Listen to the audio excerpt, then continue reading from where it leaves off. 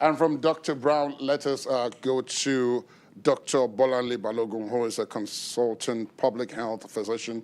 She's also a senior lecturer in maternal and child health at the College of Medicine in the University of Lagos. She joins us via Skype from Lekki. Good evening, Dr. Balogun. Thank you for your time. Good evening. It's good to be here. Let me dive straight into it and ask you about these special children that have been the focus of part of our discussions in the first half of the program. Do they constitute really a medical risk at this point? Yes, they do. And it's a two-way thing. So we shouldn't just be concerned about the risk they pose to the society. We should also be talking about the risk that they face as well. They're a high-risk population because they're internally displaced. And they're children, so they face medical as well as social problems. They're at risk of malnutrition. They're at risk of communicable diseases. They're at risk of accidents and injuries, including road traffic accidents. And then we know that socially, they are denied access to education. They face poverty and have to beg on the streets. You know, they don't have access to proper shelter, living conditions. A lot of them are in hostile environments. So we all, apart from the risk that they pose, because some of them become instruments, you know, in the hands of people that do not mean well in the society. For example, they could become recruits for insurgents. You know, they could go into crime and steal and all that. So, and now we're talking about the spotlight on them vis-a-vis COVID-19.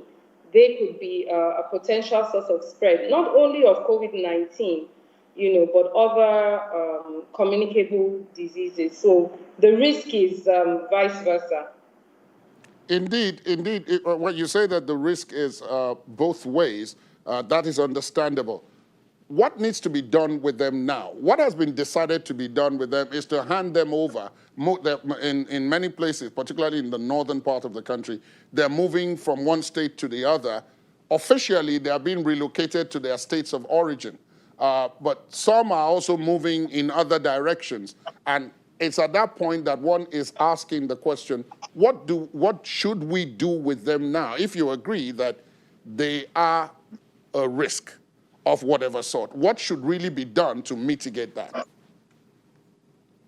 Well, I would say that whatever solutions we look at need to be culturally sensitive.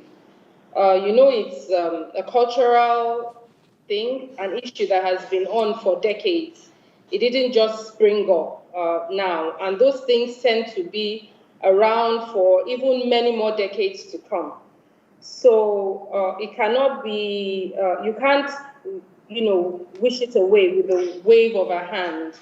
That would be wishful thinking. So I would suggest a lot of community dialogue is warranted in this case. These children that are being asked to go into religious education, live in their states, the government needs to have meaningful dialogue with their family members.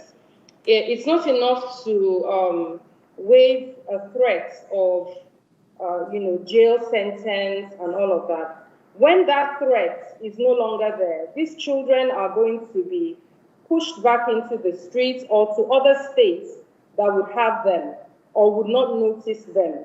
So I would say, you know, cultural sensitive solutions are highly warranted. And at the discussion between government and the community, some things that I would hope will be discussed would be even the repatriation. You know, some families may not be there, may not be in existence for these children. And for those that are still in existence, you know, government needs to encourage them to welcome these children back and ensure that they are actually empowered again in the society.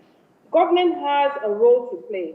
We need a lot of political will in this instance. It's going to take a lot of financial commitment, a lot of changing in the institutional framework, setting up structures for social support, education, feeding, all-round well-being, including their mental health. So we need to see a lot of commitment from government, and we need to see them working together with the community so that when the threat of COVID is no longer with us, we still see sustainability in these solutions. Thank you very much, Dr. Balogo. One hopes that the administrators and those who are going to be taking these decisions in the days and weeks to come will take quite a bit of what you've said to note. Dr. Balogo, of course, joined us via Skype from Lekki in Lagos. Thank you so much for your time. It's been a pleasure having you with us. Thank you.